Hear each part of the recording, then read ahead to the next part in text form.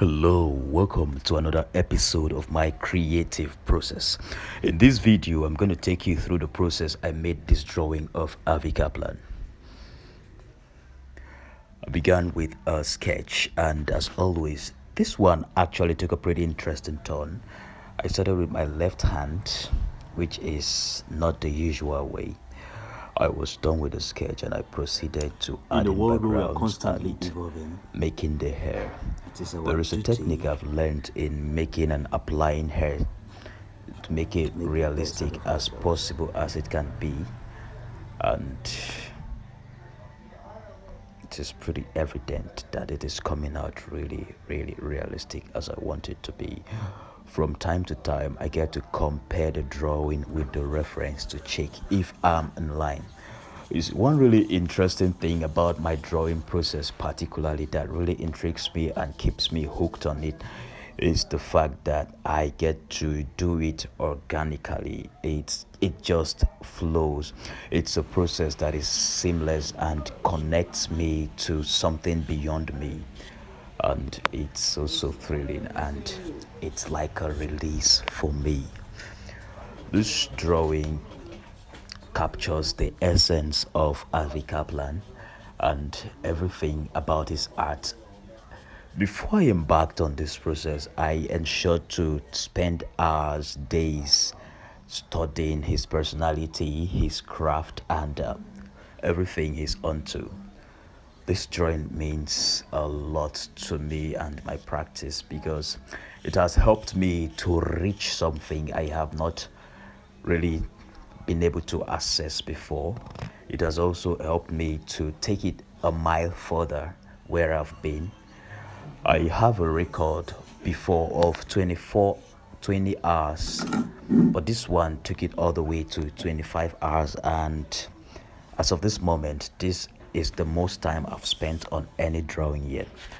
Drawing the hair and the beard was really interesting, and it was like my favorite thing to do: the beard, the hair, and the eyes were my favorite things to work on in this drawing process because there is this flow that comes with it.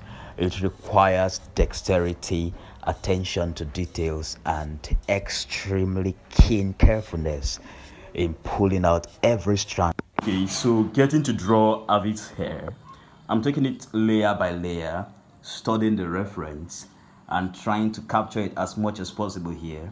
Beginning from the very dark tones, I'm working my way all through to the light, and then where I'll go to the final process of drawing the fly away hairs to give it more sort of realism. So, I'm going to show you just a little peek of how I do it. So you're just gonna see. I first of all begin by going in blocking the very dark areas.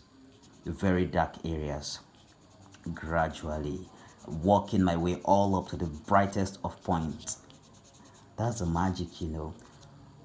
But the most beautiful thing about this is there is this phase of transformation where you even barely get to notice, and if you don't focus you might even miss it as the artist even. So it is important to be totally and wholly immersed in the entire process. It is very beautiful, honestly, and I just don't want to ever be not here.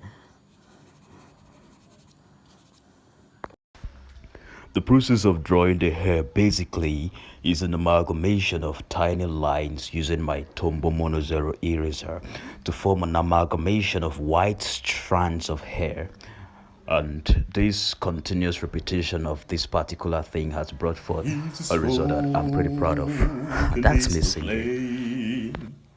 It's the ocean, it's the rain, it's the burn and wash away, it's the change, and it's the same. All is well. Heaven, hell, wherever I go, all is well with my soul. All is well. Now, to briefly elucidate on what is going on here, after making the strands of the hair, I come back to ensure that The ones that are behind, the ones that are in front are in front. So I try to pull up the highlights by adding more depth to the background, and behold, a finished piece. Honestly, I'm very, very proud of how this turned out, and it's an absolute pleasure. And I'm so filled with gratitude to be able to share this. I mean, go through this, and please share your thoughts in the comments. I will be reading and I will be responding to every one of them. Thank you for watching. Subscribe. Maybe the same level.